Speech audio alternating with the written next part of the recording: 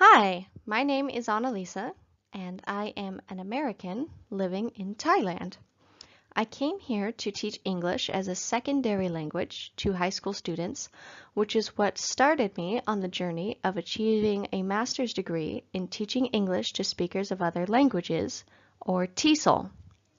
This video is to give a bit of background about how I got here, why Thailand, and some interesting facts about the country that I now call home. So here we go. I'll start with a little bit about me. I am 26 years old and I grew up in Denver, Colorado. I moved to California after high school, where I attended college and got a bachelor's degree in English from California State University in San Bernardino. After that, I worked various jobs for a few years to build up my savings before moving abroad. I got my TEFL certificate in Cambodia in October of 2016, and I have been teaching in Thailand ever since, which leads us into the next question. Why Thailand? I came to Thailand for vacation in May of 2016, which is when I promptly fell in love. Before the trip was even halfway through, I knew I needed to live here. While the beautiful beaches, delicious food, and amazing experiences are all huge selling points, for me the deciding factor was the people. Out of all the countries I have been to, Thailand stands head and shoulders above the rest, due solely to the everyday culture of selfless acts and bottomless kindness shown by the Thai people. It's something wonderful to see, and even better to now be a part of. While most teachers flock to popular cities like Bangkok or Chiang Mai, I have made my home in the small, quiet province of Phayao.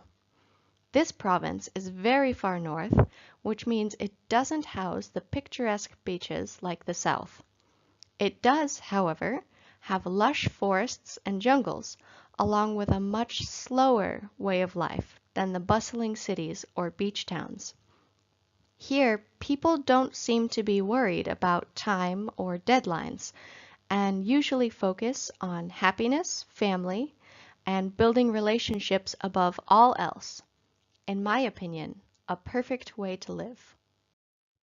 So, with all that in mind, I'd like to highlight some interesting aspects about my adoptive home. Thailand is the only Southeast Asian country that had not been colonized by any of the competing European countries. Thailand changed its name from Siam to Thailand to represent this, as Thai means free. Bangkok is one of the most widely known cities from Thailand. What people don't know is its real name is, well, you can read. And your guess is as good as mine, as my Thai speaking has not yet advanced to the point where I can rattle off this novel of a name. What it translates to is City of Angels, Great City of Immortals, Magnificent City of the Nine Gems, Seat of the King, City of Royal Palaces, Home of the Gods Incarnate, erected by Vishvakraman in Indra's behest. Temples are a hugely popular occurrence all over Thailand. There are roughly 35,000 temples scattered throughout the country. The featured picture here is the White Temple, which is in Chiang Rai province. With so many temples, I think it would be impractical to attempt to visit them all, but this is one of those that is really worth it. Not only is it beautiful, but it has an extremely spiritual and religious meaning to the Thai people, as reflected in the artistic depictions within the walls, to the hell sculpture reaching up towards visitors as they cross the bridge from our earthly life into what is seen as an interpretation of heaven. Other inhabitants. Okay, with this one, we take the good with the bad. Thailand has some wonderful inhabitants like tigers and elephants, but it also houses the largest snake, the most poisonous snake, and some of the biggest spiders I have ever seen. With the multitude of creatures that thrive here, about 1/10 of all animal species that live on the planet, mirrored by 1/10 of all the bird species, it's expected to get some strange mixed in with the majesty. Now we get to the good part, the beaches. From Phuket to the Phi Phi Islands, Thailand's sea and sand allure is strong. With crystal clear waters and white powdered sand, it's easy to see why tourists, and even locals, come running by the hordes. But they aren't the only ones.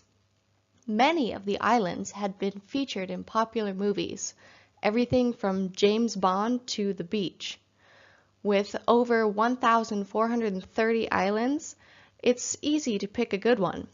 And out of all those, I've yet to find one that I don't love.